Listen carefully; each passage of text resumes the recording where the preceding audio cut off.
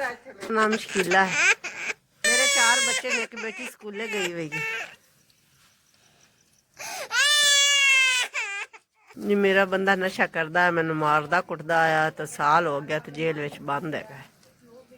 मैं लोगों के घर च काम करनी आ तो मेरे निक्के निक्के बच्चे ने, मैं बड़ी मुश्किल बच्चा ने पेट पालदी पई, किधर 100 लियाने किधर 2 लियाने। महंगाई बड़ी है, की करिए, गुजारा नहीं हुंदा।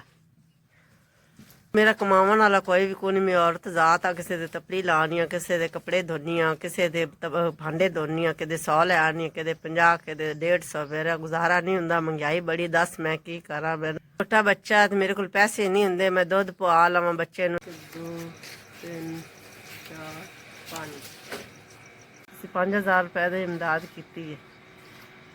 अल्लाह भला करे, अल्लाह रंग लावे, अल्लाह बहुता देवे। अल्लाह ताला तुहाडी जिंदगी करे, तुहाडे बच्चों की करे।